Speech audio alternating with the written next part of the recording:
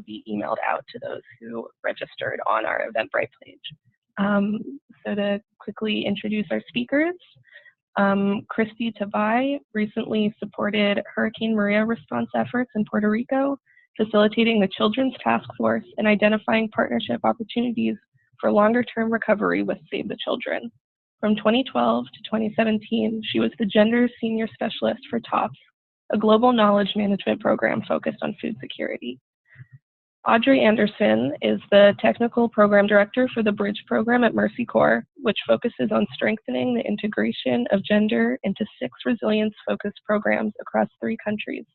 She also serves as co-chair of the Gender and Resilience Work Group, a coalition of over 40 organizations around the world focusing on the intersection of gender and resilience. Nikunja Nepal is the program manager for Mercy Corps' Bridge program in Nepal, where she has spearheaded Mercy Corps' work on approaches to equitable household decision-making for strengthening household and community resilience. Nikunja has over a decade of experience in leading and implementing programs promoting gender equity. Sophie Tace is a research analyst and gender specialist in the Environment and Production Technology Division of the International Food Policy Research Institute, or IFPRI, based in Washington, D.C. In this role, she leads mixed methods research related to gender and rural livelihoods in East Africa and South Asia, and collaborates with donors and implementing organizations on designing gender-responsive rural development programs and strategies. And with that, we'll begin. Great. Good evening, everyone. This is Christy Tabai. I should also mention good afternoon and good evening. I'm sure we have some folks joining us at a pretty late time. I'm very happy to be a part of this webinar. I've been working with Audrey. I'm very familiar with the Bridge program, and I've really enjoyed the work Sophie has done with her colleagues at IFPRI on this topic and through the GKN program. When the resilience conversation started, really to build momentum, it feels to me about 5 years ago, it was recognized that further discussion was needed on the role of gender in building resilience capacities. A lot of the conversations and dialogue that had been taking place usually had general references to people or individuals, households. But in talking about the actual people whose capacities were being built around resilience, we weren't really digging deep into the needs of men, women, boys, and girls. And so there was this building momentum that there really needed to be more discussion about the specifics of and the details around how do we do this.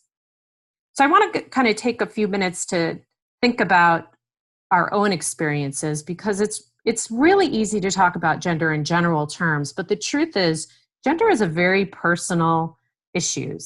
And so I want to just pause here for about 15 seconds and ask for you, the audience, to think about the following when you were growing up.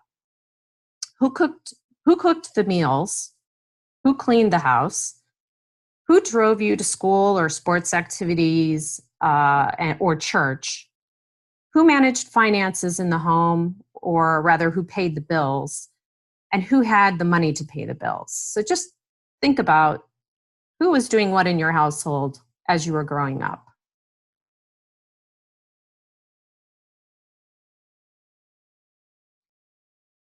Now take another 15 seconds to think about these same questions, but in your current household. So who cooks the meals? Who cleans the house? Who drives to activities or to school or to work or to church?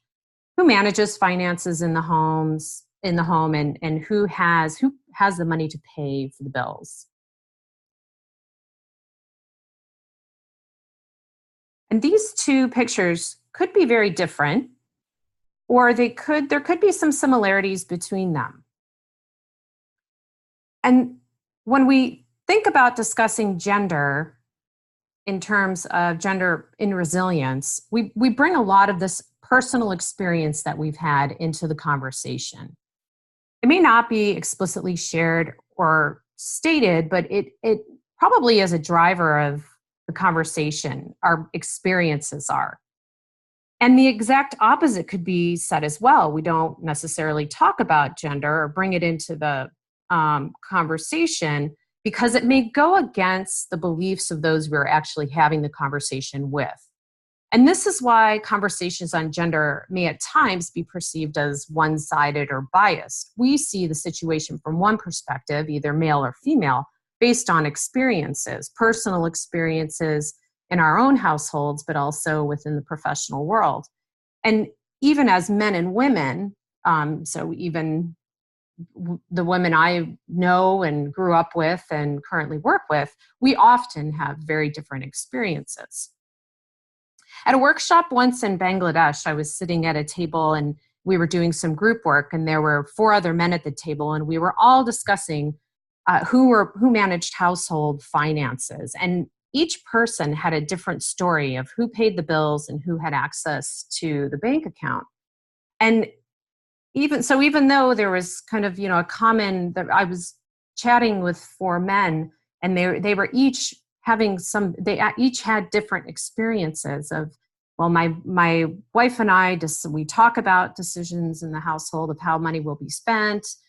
She brings in some of her salary into the bills, but I mostly pay for them. Another gentleman had mentioned that his wife has no access to the bank account, and he makes decisions about how the money is spent and bills.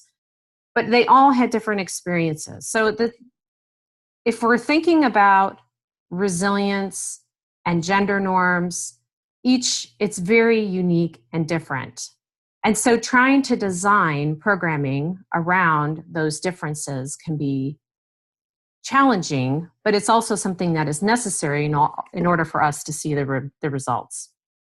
So gender norms and beliefs and expectations of men, women, boys, and girls can be different within a particular context. And as I mentioned, gender norms do change over time, as can be referenced back to thinking about growing up and what happened in your household growing up and then now. And sometimes these changes happen slowly and sometimes they happen more quickly. But myths about what men, women, boys, and girls do evolve and remain in place. I'm going to give you some examples here. So for example, the myth that women do 60 to 80% of agricultural labor has been examined in recent years. And a study from the World Bank of 6 countries in Africa showed a range of engagement in agricultural labor by women between countries and even within a country. So for example, 56% of women in Uganda participated in agricultural labor, while in northern Nigeria, only 32% participated compared to southern Nigeria, which was 51%. So there's variation between countries, among countries, and within countries. But sometimes myths are perpetuated as the result of what might have been years ago or based off of a very limited amount of evidence. Another example is work that's been done by Promundo on men and caregiving. And we all have different ideas about the level of caregiving that men provide within a household. And in Promundo's examples from Brazil, India, Chile, Mexico, and South Africa, the type and the duration of caregiving was different, and even within the countries themselves. So these myths get perpetuated, but in fact, there's a lot of nuances to gender norms within countries and responsibilities, behaviors, and beliefs. So what does this tell us? It means that designing a one-size-fits-all intervention for individuals, households, and community is probably not the path we want to take in order to gain the results that we seek. And this is why it is so critical to take gender into consideration in resilience programming. The knowledge, abilities, and capabilities of men, women, boys, and girls varies among households, communities, countries, and region. And whether there is a stress on a household or a large-scale rapid onset shock, like a hurricane, to a larger region, individuals, households, and communities will respond differently. And these differences result from a number of factors, such as who can make decisions, who can participate and work together in a community, and how men and women access resources and information. However, if we aren't paying attention to these nuances in the first place, design, then it can be difficult for us to monitor and measure to allow us to learn and modify interventions for positive results. So I look forward today to hearing from Audrey and Nikunja and the work that Mercy Corps has been doing globally on this topic, and then hearing from Sophie about the tools as well to measure these. Thank you.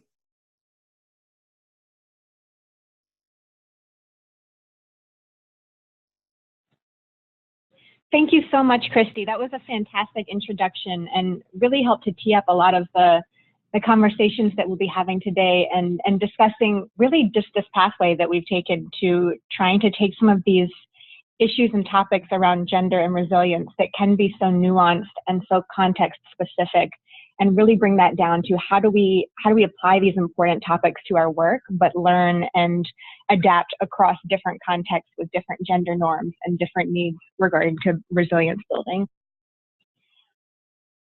So I'll start out a little bit with an introduction for the Bridge program that Nikunja and I have both been working on with Mercy Corps.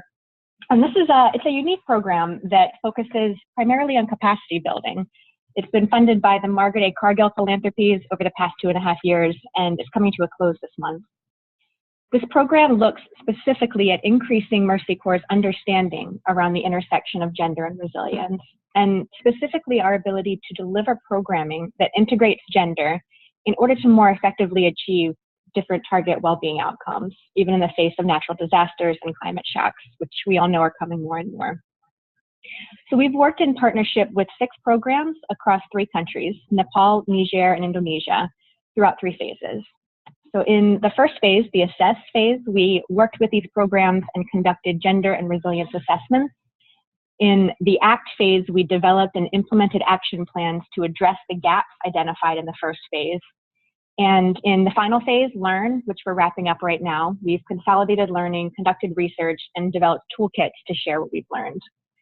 And we'll be talking a little bit more about specifically some of these toolkits, and we have shared the link in the chat box. We had a question about that earlier, so these are available to access and share widely. So what does gender and resilience really mean in practice? A big part of our work was taking these very theoretical concepts, these very nuanced concepts, and bringing them down to the program level to put them into action. So taking what we know conceptually about gender and resilience and translating this into program intervention and measurement strategies. In the second phase of the program, the ACT phase, we implemented action plans that were designed to address key gaps that were identified through our assessments. And this slide shows a couple of the topics that we identified across the 3 countries. And you can see that there's some overlap here. Through these assessments, we had 3 focus areas that emerged, and they were women's access to market linkages, women's participation in equitable household decision-making, and women's meaningful participation in community groups. And these 3 pathways can contribute to strengthening one another as well. So for example, when a woman has increased access to markets and may start to generate income for herself, this often can affect and increase really her ability to participate in household decisions. However, this is not always the case. Sometimes women may start to earn income outside the home and turn it over to their husbands to manage. And this speaks to why we need multi-tiered interventions, why we need to be addressing social change along with building skills and sharing information. So for each of these different pathways, the Bridge program developed program pilots as well as measurement tools to better understand these connections. And today we'll share with you some detail about the 3 measurement tools across these 3 thematic areas, which we developed through the programs and then refined and finalized in partnership with IFPRI, and Sophie will speak a bit more to that later on. And we'll also share a brief overview of one of our pilot activities that proved particularly impactful in the second 2 areas, in household decision-making and community group participation. So I'll start out looking at the market linkage tool. And then after that, I'll turn it over to Nikunja and Sophie to share more about the second 2 pathways. This is a market boundary that was drawn by one of our partner programs in Nepal for smallholder dairy farmers. And this should look pretty straightforward. You'll see the different market actors here. And you'll notice that farmers are treated as one homogeneous group here. And what we wanted to highlight is that through our measurement tools is that farmers are different. They're not a homogeneous group. And so in partnership with IFPRI, we developed a process to seek information about how different types of farmers interact with the market. And it can be a challenge to create an adaptable tool, given that markets are so context specific. So this tool was presented more as a process that begins with a workshop with program staff to explore how different types of farmers might interact with the value chain. And these photos are from these workshops in Indonesia. On the left is Indonesia, where we were looking at the difference between the exclusion factors of gender and marital status, given that there can be differences in access to banks and other market actors for single women versus married women. And in Nepal, on the right, the teams considered the intersection of gender and caste. And so these were developed as part of the workshop we did with program staff to begin to understand how different types of farmers might interact differently within the value chain. And then based on this workshop, they developed a series of survey questions for different farmers to be added to a traditional market assessment or value chain mapping process. And this is a point I really wanted to emphasize, is that these tools, and particularly this market linkage tool, was not designed to be implemented as a separate, isolated process, but to inform and to supplement the work that's already done through traditional market assessments or value chain mapping processes. And we're not sure why there are red marks on the on the screen, so we apologize for that, but hopefully we can still see the slides as we're going through. So by going through this process, we're able to track different types of quality linkage points with different farmers to these different market access points. So for example, a male farmer here might have high quality linkages to certain actors such as the dairy cooperatives, on-farm collectors, and these different actors that you see on the left, but may have lower quality linkages to livestock insurance or service centers, or et cetera, on the right. A female farmer might also have lower quality linkages to some of these same actors, such as livestock insurance or private dairy, but may also have lower quality linkage points to dairy cooperatives, agrovets, and perhaps other linkage points as well. And so the tool is designed to pull out this information and highlight areas for program follow-up based on a more accurate understanding of the realities of all farmers, so not just those that are the most apparent. So here we have some sample data from our Indonesia team's pilot with corn farmers in the East.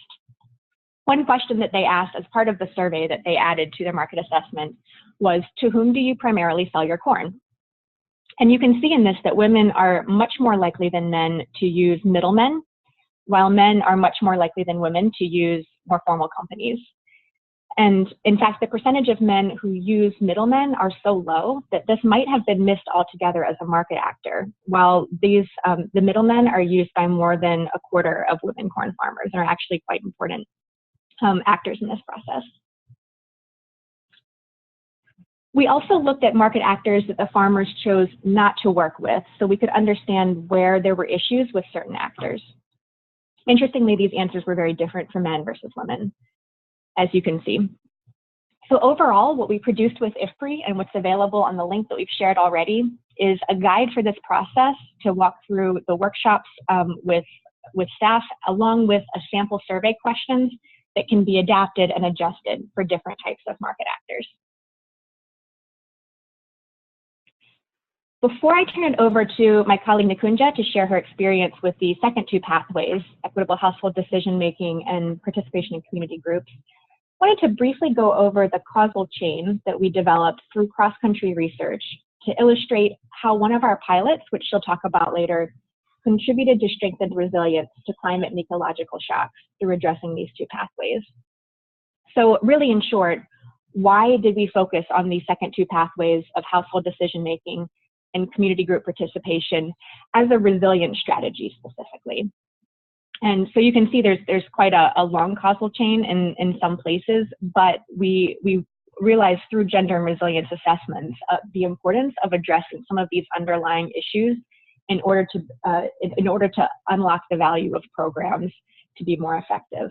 So I'll start at the bottom. Our overall aim here was to integrate gender to ensure that our programs are effectively building resilience to climate and ecological shocks as they apply strategies to achieve their goals of improved food security or financial services, etc. So the section above shows resilience capacities, which previous research has shown that these issues of participation in decision-making, knowledge and skills, social capital, that these are strongly connected to building resilience and can be used in the face of a shock or stress to adapt. But then, however, as we move up here, you can see that social norms often prevent women from meaningful participation in decision-making and in the community groups and platforms through which our programs deliver strategic resilience-building activities. And two of these sociocultural barriers are women's limited mobility and available time.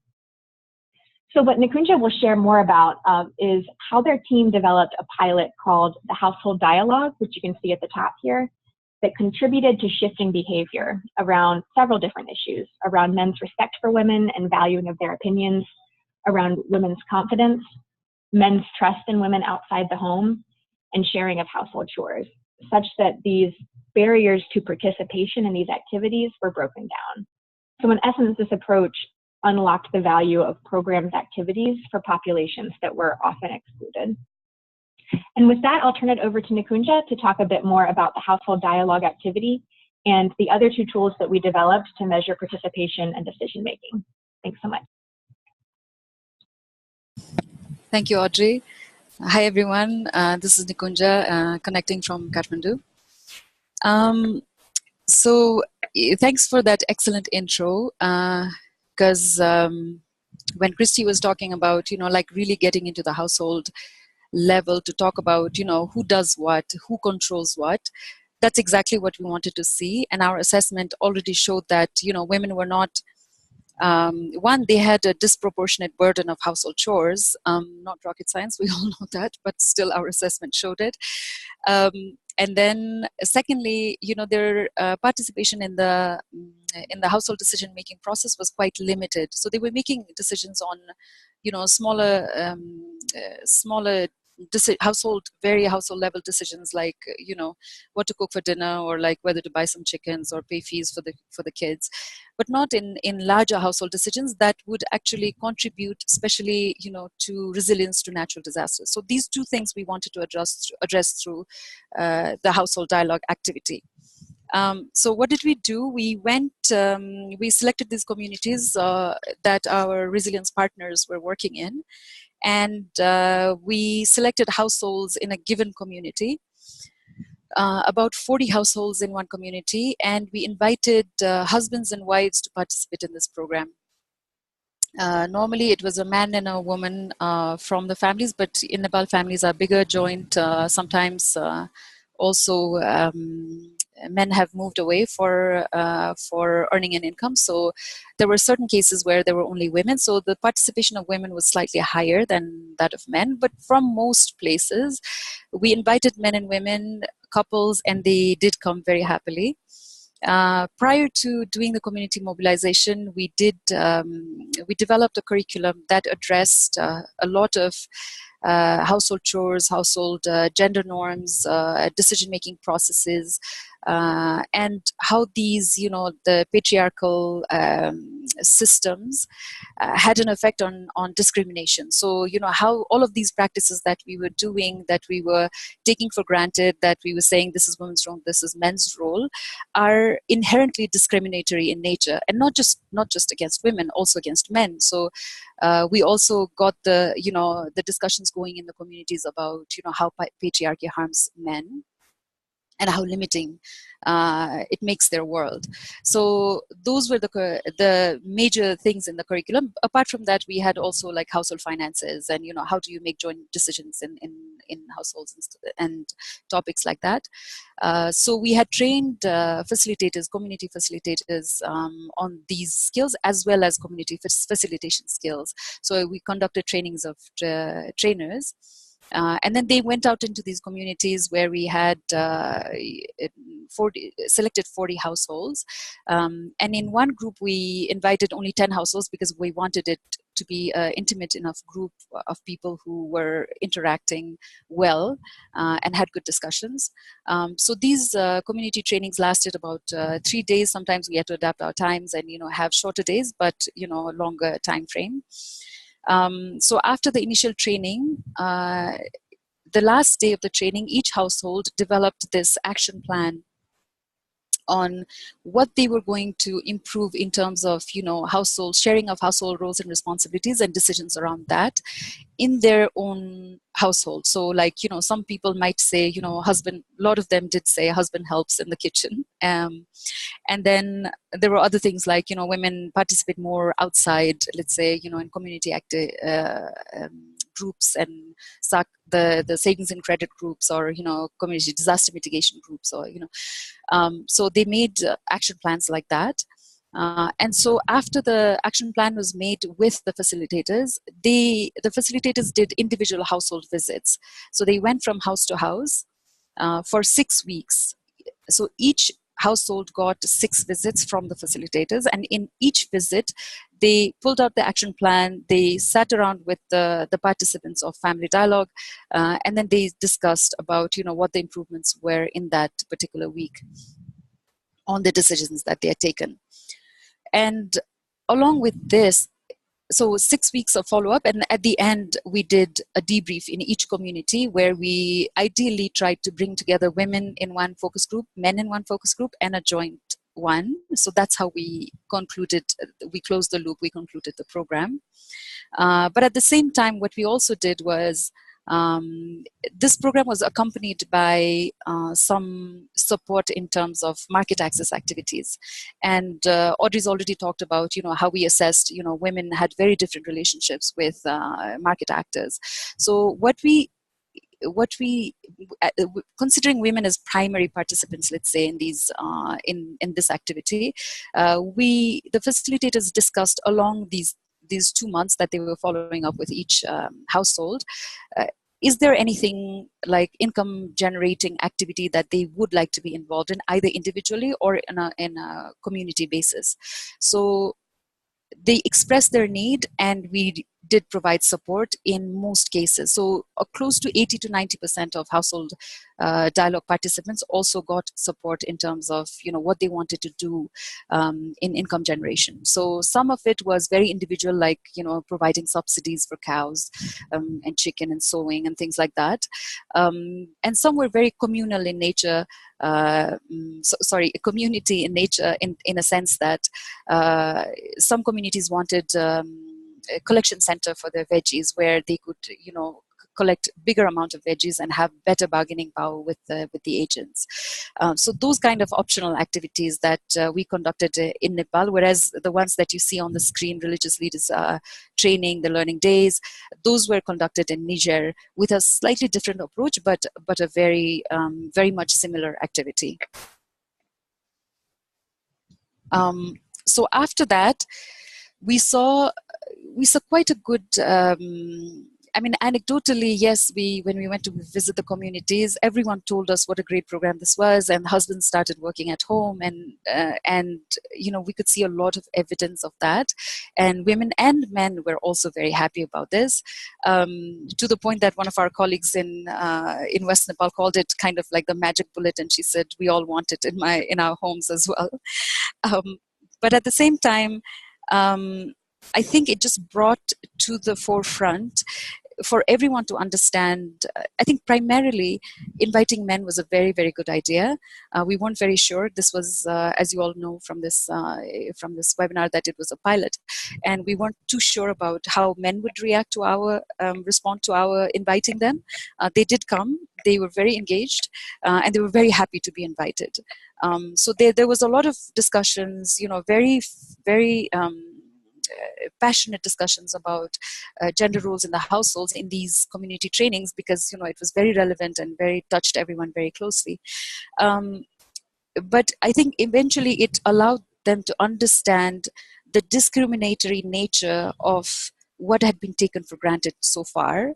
There was also, from a lot of women and some men, the confidence to speak up in front of a larger crowd, in front of the community.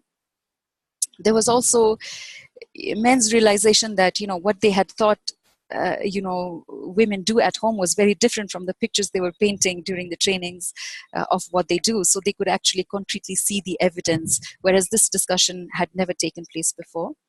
There was also this, because we emphasized so much on household dialogue and joint decision making, we saw this sense of purpose on these these families had in terms of making joint decisions in their families. So it was not this it was almost like going above the bias of seeing each other in these very set roles, then having this common sense of purpose with each other. The market support activities, as I said before, were very, very instrumental. And as you can see in the quote, this one was shared by this young woman very close to Kathmandu, in one of the earthquake-affected areas where we were working. And this is a very, very nice couple. They get along very well. But she just said that, before this training, I just did not ask him because I never thought I could.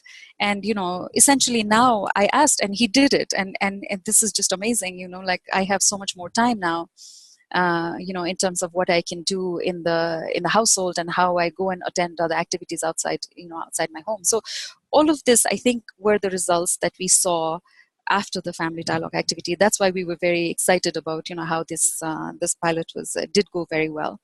So at the household level, yes, the men were listening to women more, as the learner research also showed. In the slide that Audrey talked about, is that they were valuing their opinions more, but that also shifted a little bit to the community space when it from the household space. So in this one example where a community group we were supporting with potato seeds, and men were insistent they had to plant 10 kgs, but women were no, we can do 25 kgs, and they went with the decision, and as a result they had they could work with that amount of seeds, and they had much better income for each household. So that just made the men listen, and value the women's opinion much more. And similarly, there's a collection center where we constructed this collection center. Women were insistent that, because the cooperative there put in the land and we put in a bit of money, and the resilience program that we were partnering with also put in some money. So it was a partnership effort. But the women that we worked with in the family dialogue, they were insistent that they needed a separate room for them to be able to hold trainings and, just women-related workshops and trainings. And the whole cooperative, the executive committee, was very open to the suggestion. And they actually altered the design of the building to be able to accommodate this request from the women. So, I mean, we could just see these evidence of, women being able to speak out much more and being able to participate in the decisions that were going to affect their lives in a very severe way. So yeah, we saw all of this, but how do we measure changes then? Because these are very intangible things, and it might sound very anecdotal at some point. But we wanted to have some kind of a framework that would allow us to measure these changes.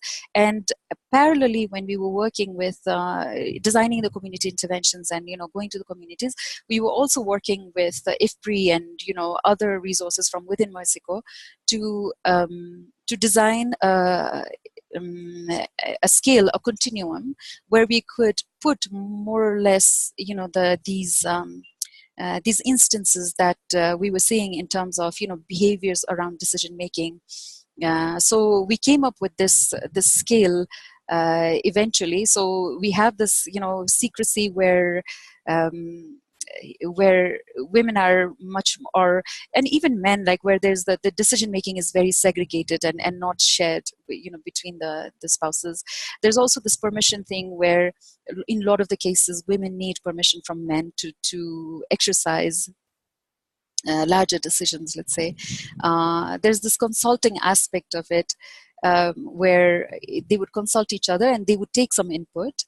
But I think we kind of differentiated that by saying, if essentially you disagreed with that decision, maybe that decision still wouldn't change. You were consulted, your disagreement is registered, but maybe that decision wouldn't change in the end. But joint decision making really was the essence of what we were trying to do, where if you strongly disagreed with a decision, that it had the chance to be reviewed, revived by your spouse or the person that you were attending the program with, or whoever the major decision maker in the household was. And then in the end, we also had women's autonomy, where women were exercising a lot of power and leadership. So these were the different categories that we came up with in our assessment of the kind of things that we were doing, the nature of the work that we were doing.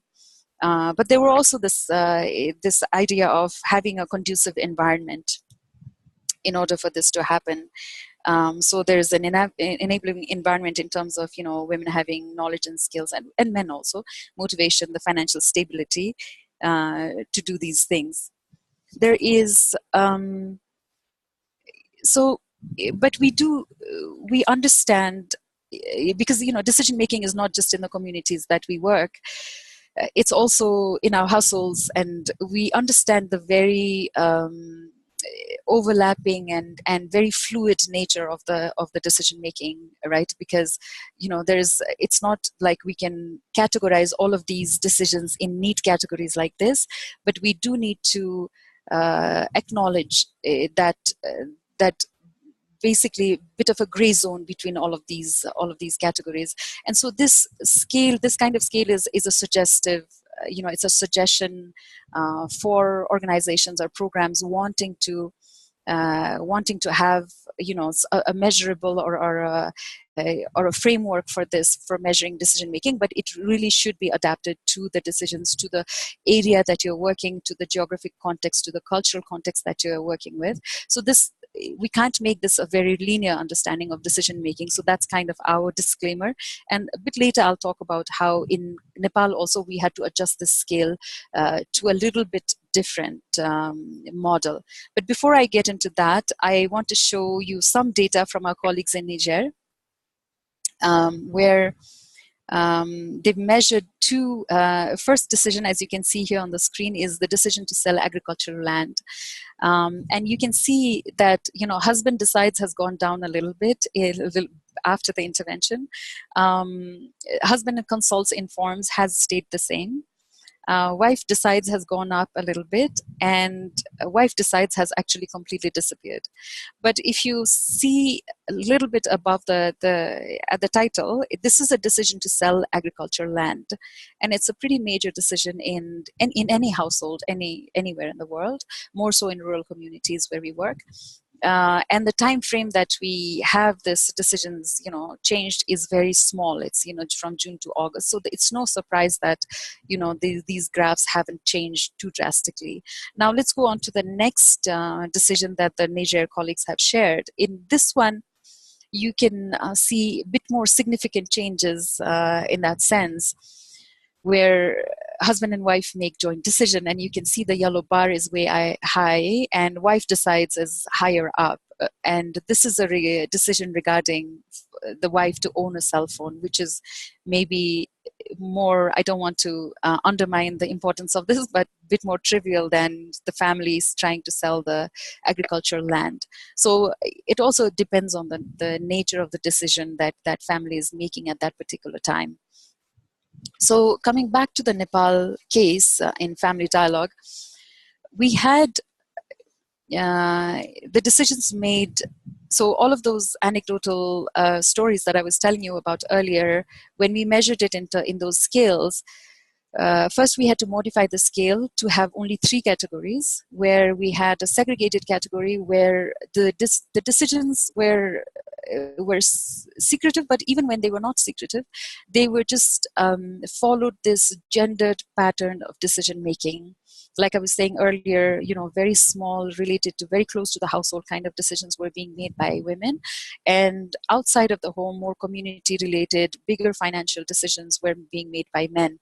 So those we considered as gender segregated decision making. That was the category 1 that you see in blue.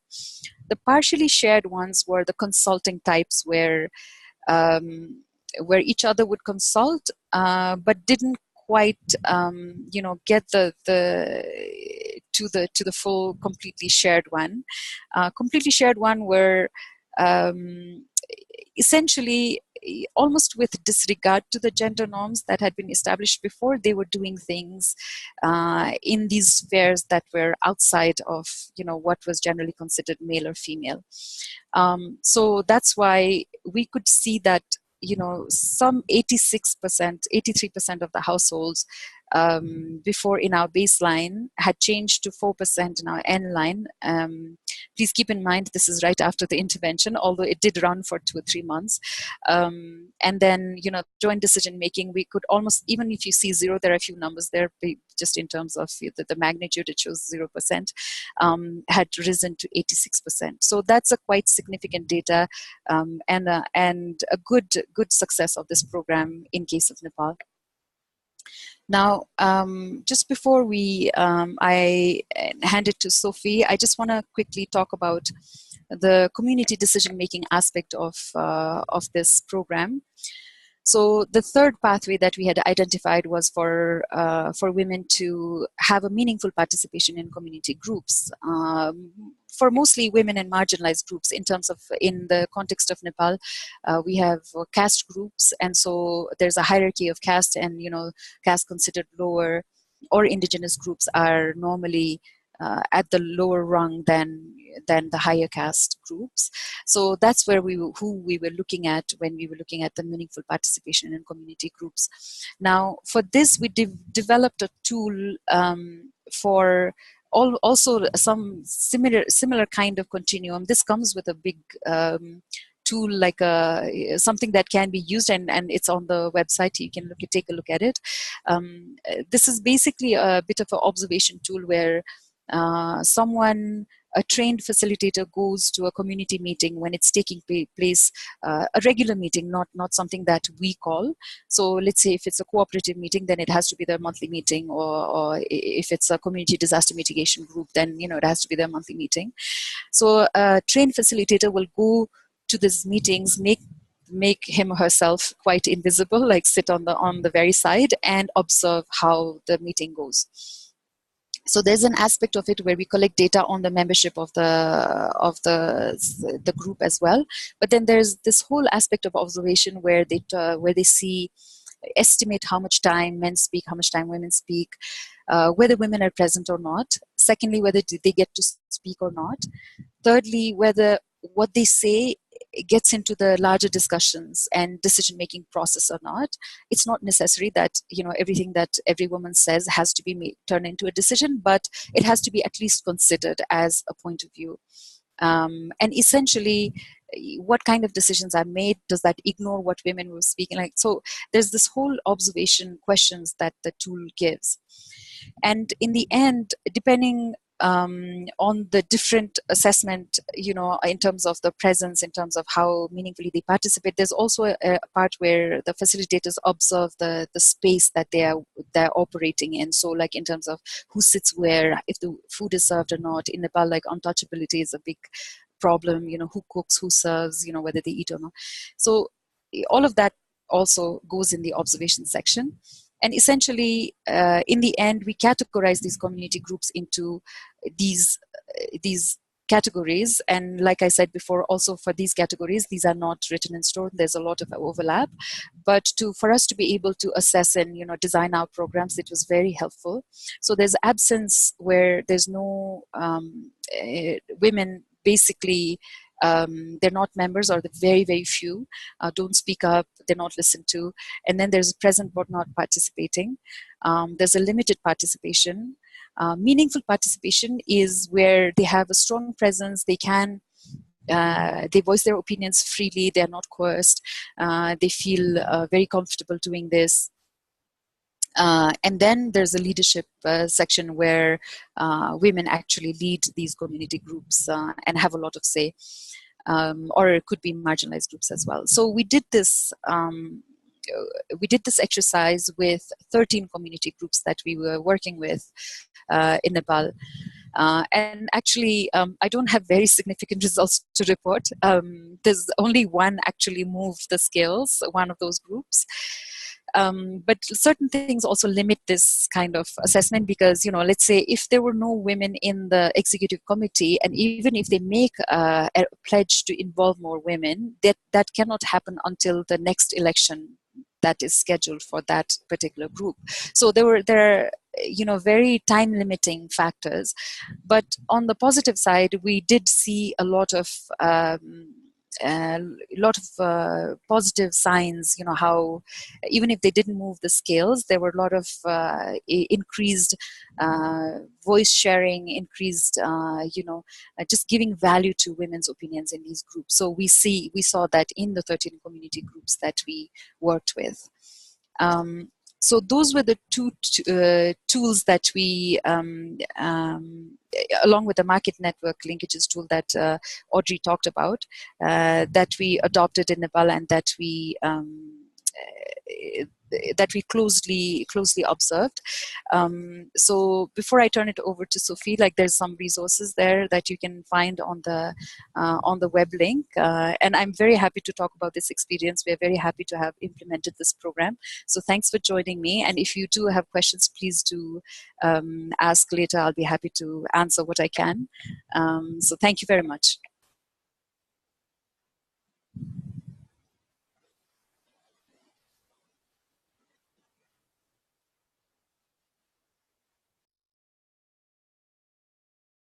Great. Thanks so much, Nikunja. So my name is Sophie Tice. I'm with IFPRI, and I'm going to talk about two of the tools that we worked on with Bridge. Both of these tools focus on decision-making at the household level and in community institutions. And I hope that some of the reflections from the process of this work can help move forward the conversation about what we should be measuring when we're looking at gender aspects of resilience.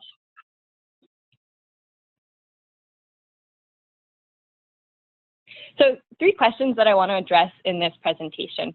The first is, my colleagues have touched on this already so far today, but to go a little bit further into why decision-making matters for resilience. Then I want to address why should resilience programs care about both measuring and promoting more equitable decision-making. And then finally, what are some ways we can actually study and measure decision-making as a way to learn how to shift it and where it's at. So first of all, why does decision-making matter for resilience? In USAID's definition of resilience here, you can see that ability is really at the center.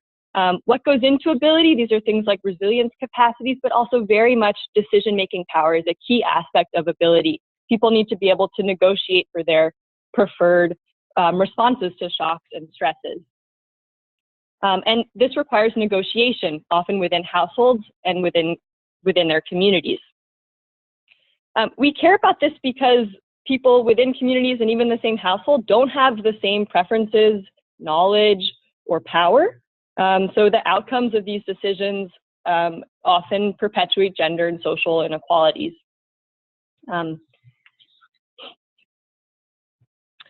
So through GKN, we developed a framework that looks at gender, nutrition, and climate resilience. I'm not going to go into the full framework right here, but just bring your attention to this nice red dotted box that I have indicated.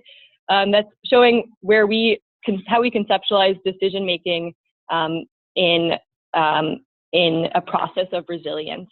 The way we put it here because we imagine in the green we have people's resilience capacities, which filters the range of response options that are available to them. But then to choose amongst those response options requires negotiation and decision-making at different scales. And this has outcomes that can be really differential for people's well-being and then go back to affect their resilience capacities. And women are frequently excluded from community level and household level decision-making. So their often when they have less bargaining power. So they're often at quite a disadvantage when it comes to negotiating for their desired responses to a shock or stress. So what kinds of decisions exactly are we talking about? Really, this is a pretty wide array of decisions that matter for resilience. Some are more routine, but also important. Some are more strategic. Some are more proactive and informed, and others are more reactive. But there's a wide range that matter for resilience, and where men and women, even in the same household, can have different preferences and be affected differently by the decisions. These are things like related to some examples provided here, like household expenditures, which household members' schooling is invested in, health expenses, how labor within the household is allocated, even who can participate in a training. And at the community level, there are lots of community governance decisions, especially for natural resource management, where men and women have different preferences and knowledge. So men and women often will use the same resource, like a watering point or pasture or forests or irrigation canal, but for different purposes that can sometimes compete. So when women are excluded from decision making, what are the implications for resilience at different scales? So the consequences, can take place at individual, household, and community resilience scales. And when we're talking about sort of implications for resilience, we're talking about how their resilience capacities and well-being are affected. So let's take it as an example. Say a household decision where a husband isn't comfortable with his wife joining a producer group and prevents her from attending. So at the individual level, the consequences hit women's individual resilience capacities. So because she misses out on the opportunity to learn new adaptive production techniques, expand her social capital, and potentially access a new source of income that she might control. Then at the household level, the implications of this decision also affects household resilience through a missed opportunity for potential income and risk diversification and new access to information. And finally, at the community level, if we invert the example and imagine that the husband has been supportive, let's say that the his wife joins a producer group and they're able to build collective power and bargain within their community to secure women's rights to water. So just through this example, and Audrey and Nakunja have touched on this, we see that household level decisions and community level decisions affect each other, and women's bargaining power in both can be mutually reinforcing. And these have implications for resilience at these different scales. So kind of another way of saying that is looking at how decision-making has value for resilience programs. So there are kind of three ways of looking at this. There is intrinsic value and instrumental value, and kind of a program efficacy logic for including women in decision-making, helping them build their bargaining power.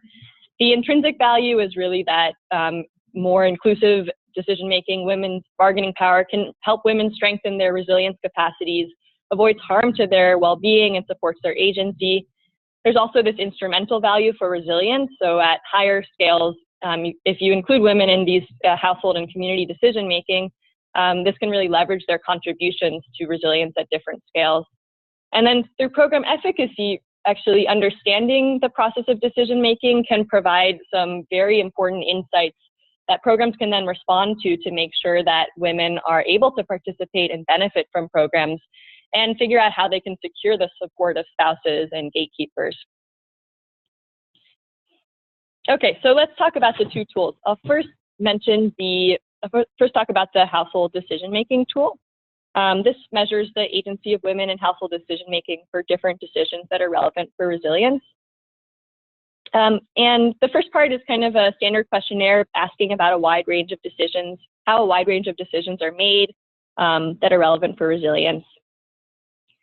And then we added two components to this that are a little bit new and add some helpful context. The first is a section on information sharing to understand just at baseline or to understand in a household what the extent of information sharing is between household members. So how knowledgeable does a wife know how much her spouse earned and vice versa, and how household expenses are budgeted. And then we added a follow-up section that's qualitative and open-ended that explores attitudes of both husband and wife. And these are things like asking husbands about how they perceive women's opinions and knowledge, including the reasons he sees for her not having much input into certain decisions, what decisions he thinks she might make if she did have more power or input. And then also asking women what decisions that they want more of a say on or might want to make individually or jointly. We'll talk about that more in a little bit. I'm going to go through this, just touch on this, and we can talk about this later, but just a couple of suggestions for implementing the tool. This is a tool that is administered to men and women in the same household, but separately in private spaces with enumerators of the same gender as the respondent. And it's because these questions are sensitive. If you want, accurate answers, and you need to both help people really trust the enumerator, understand that there's no right answer, and make sure that they understand the questions, because this can be a bit complicated. Okay, now to touch on the community participation tool, this, as Nikunja mentioned, provides kind of helpful, concrete guidance for observing men and women's participation in group meetings. And it's meant to move beyond measures of participation that just count the number of men and women in the group, and really show, like, this is how the group is functioning now. These are opportunities to support women's decision-making power within these spaces. So it includes things like the observer notes the % of time that men and women speak, who raises topics within the meeting, behavior towards women when they speak in the group, who takes credit for ideas. Then we also added again here a kind of contextual follow-up section that is interviewing the group leader and women members that helps explore participants' motivations and understand better the resources they need to be participating actively. So final two slides. What if, some insights on what we've learned through the process of developing these two tools.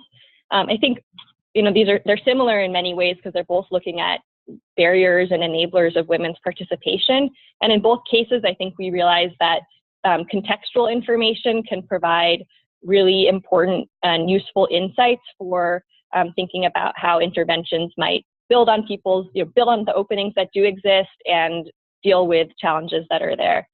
So a few kind of aspects of the process that we found helpful are these 4 points here. So first, if we're looking for levers of change, it's really crucial to explore and understand men's attitudes towards women's decision-making, both in household and in community groups.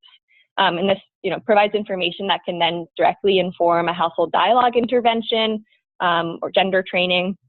It can also show like how attitudes might be changing even before decisions start to change. So it gives you some insight onto the way change happens.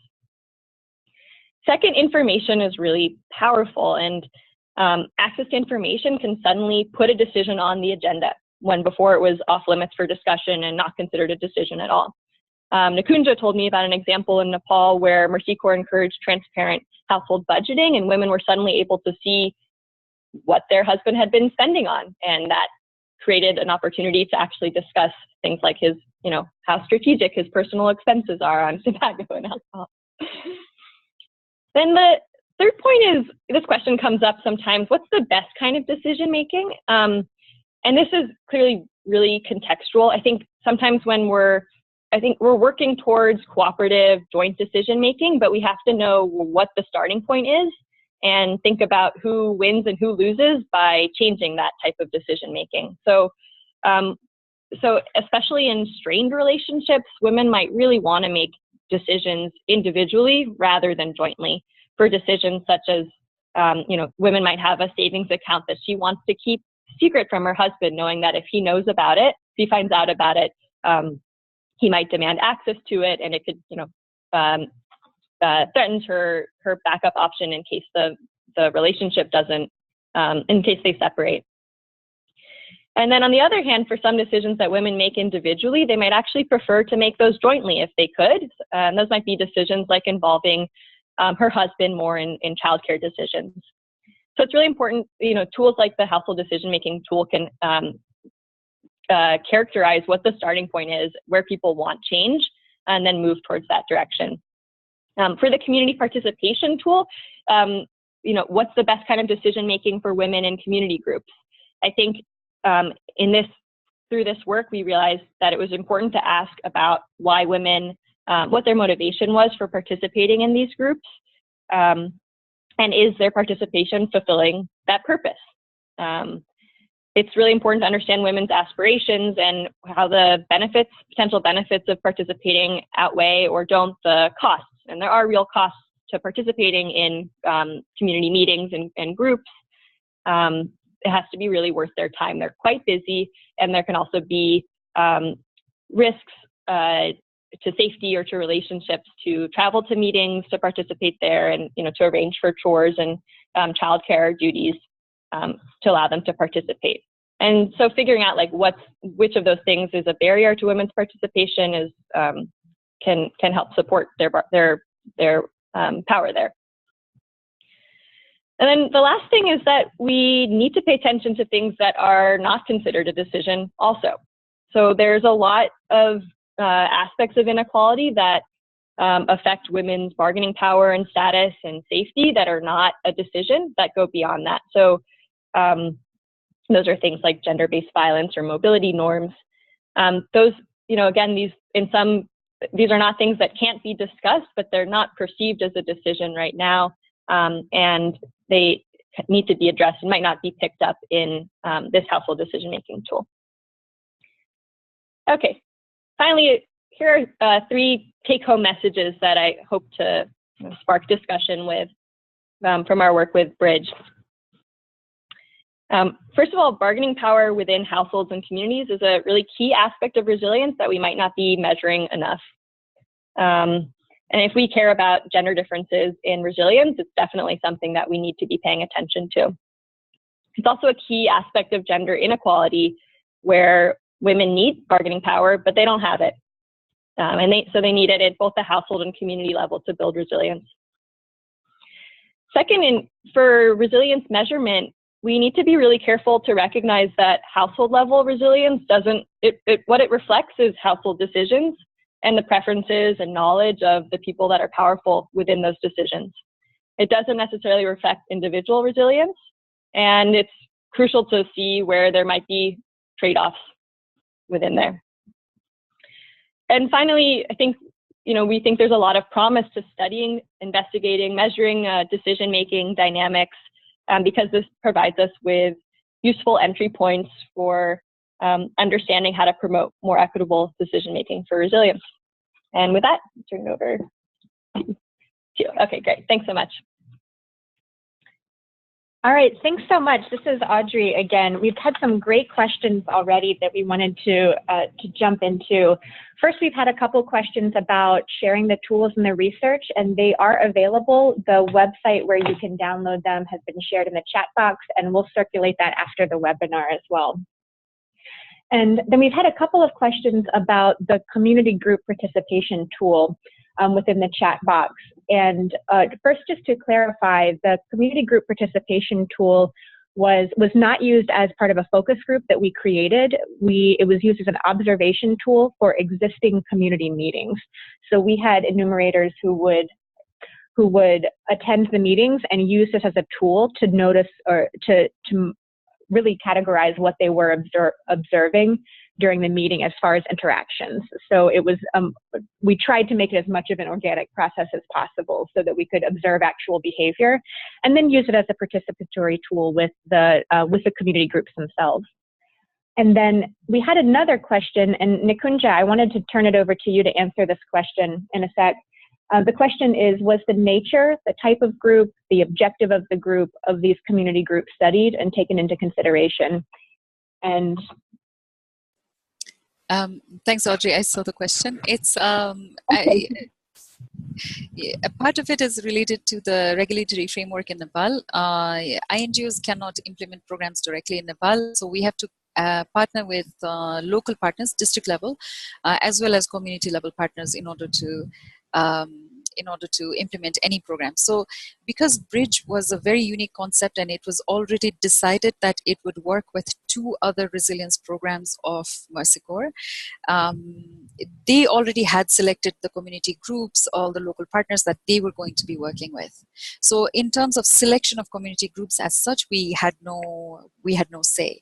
But just one or 2 criteria that we used in terms of using this community participation tool was we selected community groups where our family dialogue participants were members. So let's say that it was a local cooperatives that had as members the participants from our family dialogue group, because we wanted to see the change in the decision-making behaviors both at home and at the community level. They were registered groups, so they were semi-formal, let's say. The one set of groups were community cooperatives, savings and credit cooperatives. The other set of groups were what we call CDMCs, community disaster management committees, that are also kind of, there's a government mandated structure for that. So they were part of that. And then the other criteria was that they were mixed groups. So because there were a lot of other groups that we worked with, they were only female, or they were very informal, they were not registered. But we did choose to apply this tool with the mixed groups. So I hope that answers the question. Thanks, Nikunja. I'll mention we had another question before the webinar around adapting the tool to look beyond the gender binary, including LGBT considerations as well. We unfortunately were not able to do that or pilot it. There could be an opportunity for adapting a couple of the tools to take into account different genders as well. But to be honest, we did not necessarily look at that specifically, so I don't want to speak directly to that. I think one thing I would add to that from our experience is that there is a safety risk of asking people for their identity, especially for very marginal and sometimes secretive identities related to their gender and sexuality. So good partnership is really key if there are groups that are organizing folks. But if you go sort of with your typical survey tools, you can put people at risk or just not get answers that you get the identification that you are looking for these communities. I think also like we didn't talk about this so much, but I think implicit in this discussion is the value for intersectionality. And tools like this actually help to, although we're mostly talking about men and women in our language here, I think that tools like this that are observing differences, asking people about different preferences, helps pull out some of the intersecting identities. So gender with caste, gender with age, with class, wealth, religion, to show where there are important differences in basically in building resilience. And the community group participation tool and market linkage access tool were both designed to be adapted, not just to consider women, but also to be adapted for other excluded groups, persons with disabilities, youth participation in decision-making at community levels, and the household decision-making tool was also adapted to take into consideration polygamous households as well, and what decision-making looks like in those contexts. So we've had a few other great questions. We've got one question: if the preferred type of participation in decision-making varies, how do you use the scale to draw normative conclusions? Sophie? I can share one perspective on that, and Nikunja might also want to speak to that. I think, yeah, that is sort of an important takeaway point that we wanted to emphasize, is that the type of decision-making power that people want to get to varies between decisions. And so this is why we've added the qualitative follow-up questions to try to understand what type of change people would like to see. I think decision-making interventions, household dialogues can support women in building bargaining power, it's sometimes by changing aspirations. So by showing that they're, maybe there's only certain decisions that right now you think you'd like to have more power on, but there could be great things could happen if we expand our imagination, and reduce the risks of increasing bargaining power for other decisions as well. Thanks. We also have a great question. When conducting FGDs and data collection, did you find that men and women were portraying a more desirable or socially acceptable situation than in reality and affecting the evidence gathered? And if so, how do we address this challenge? That's a great question, particularly I think relevant for the household decision-making tool. And in a sec, I'll ask Nikunja for your perspectives on this, because there is a challenge whenever we rely upon self-reports with measuring decision-making in particular. I mean, you just think about how you might answer if someone asked you, how do you make decisions around finances in your household? It's first of all, just a tough question to dig down to reality. But then also, of course, I think you're inclined to portray what you think you want what the surveyor is asking. And that's one of the reasons why we added some of the more objective questions around information sharing, like, do you know how much money your husband makes? Do you have a budget? Do you discuss it? And a few questions that try to triangulate a bit. It is a challenge, though. But Nikunja, I would love to hear your perspectives on this question. Yeah, that's a great question. Well, I mean, I think it's human nature. All of us want, a facade for the society to see us, and no one is different. Like whenever we went to the communities, they did give a lot of answers that were vague, that were more general, that were if there was indeed a problem. But the thing was, one of the things of having everybody together, men and women together in that 3-day training, was that certain things start to come out. I mean, you can't lie too much, because you are sitting around with your neighbors, let's say, who kind of observe you on a daily basis. So let's say if you're if you come home drunk every night, and if you create a big ruckus in your neighborhood, you can't really say you don't drink, in front of these very people who see you drunk every day. So I think just having that presence where, to a certain extent, yes, you want to, and I'm sure there were a lot of things that were said that only because that was the thing that they wanted to say to an outer world, but there were also things they couldn't lie about, because that outer world was living with them. So, and there was sometimes during the training, I also witnessed it. I went to many of these community trainings myself. This kind of friendly banter between husband and wife, a bit of a conflict where, the woman says, no, he drinks every day. And the guy will say, oh, no, I drink once every week, or something like that. So I think that length of time that we spent and the variety of topics that we covered, if you wanted to put up a facade, like, it better be very, very consistent for a very long time, which I think we are generally unable to do. So I think, like, during the course of the training, the facilitators were very good. They were able to draw out, a lot of these things. However, having said that, there is also one aspect of it that we didn't think in advance, and I think anybody trying to do a household intervention like this should, is the aspect of serious conflict and gender-based violence. So in retrospect, what we should have done is to equip the facilitators with at least the support services that are available in the community, because there are some support services that are available, because they're not equipped to talk about or do counseling on GBV. So, I mean, they do talk about these issues in the training, but in a very non-confrontational, non-threatening way. But then, while there are a lot of couples that are living with violence in their lives. So that's one aspect that really seriously needs to be considered in an intervention like this. So I think this question is very, very pertinent for that as well. But the other thing that also allowed us to maybe, kind of delve little bit deeper was the 6-week follow-up, because the facilitators were going in their homes, talking, observing the families, and talking to people for some length of time. I think that also helped to kind of mitigate some of that, those socially acceptable answers, and draw out a bit of richer data in that sense. Thanks, Nikunja. And I'll add, when we finalized the toolkit based on the experience in Niger and Nepal, so this is essentially a full handbook for implementing the household dialogue toolkit that's available on the same website that was shared with the research.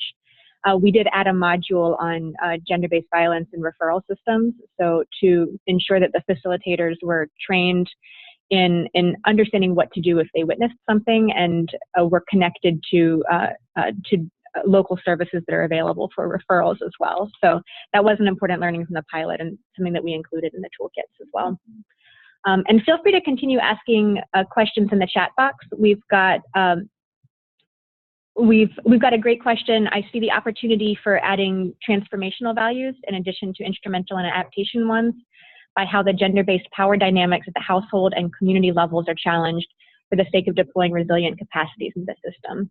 Is this something you considered? This is a fantastic question, and I think speaks to what we hope is more of an evolutionary nature of these tools as well, is that this was based on some of our initial assessments across a few programs, and we do hope to continue building upon these tools to share them widely. We have editable versions of the tools available. There's contacts on each of the tools that are available if you download them, that we hope to share them widely and continue adding and building upon the existing knowledge to improve them. Yeah. I think it's also a great point that these changes can be very transformational, and I hope that was when I pulled out the sort of intrinsic, instrumental, and sort of program logic for building women's bargaining power at these different levels. The hope is to transform towards social change. And so I think that we recognize, I like what you had said earlier, Audrey, about how this type of social change helps the types of skill building and resource building initiatives go farther, be sustained, and be more inclusive. Absolutely. I think that speaks to what I would count as the biggest success of some of these social change interventions, is when a program that wasn't taking into account these certain issues before, but was finding them to be a barrier or a stumbling block, and actually implementing their well thought out resilience strategies, found this to really open the door for greater and more meaningful participation in their activities that had been designed with these quite a bit of technical input and background to strengthen resilience and achieve these different well-being outcomes, was when these really contributed to making that possible. And let's see, so I believe that we have addressed all questions that have been asked so far. So we'll go ahead and close for today and say thank you so much to everyone who joined. Again, we'll circulate information about the tools. We've got the Household Dialogue Toolkit and research are available in French as well as English, or will be within the next week or two. And we'll also circulate information about the IFPRI's GKN Framework that provided quite a bit of basis and input into the development of some of these tools. So thank you so much to everyone for joining. Thank you to our colleagues for joining us to speak today as well. And please feel free to add any more questions and follow up. See you next time.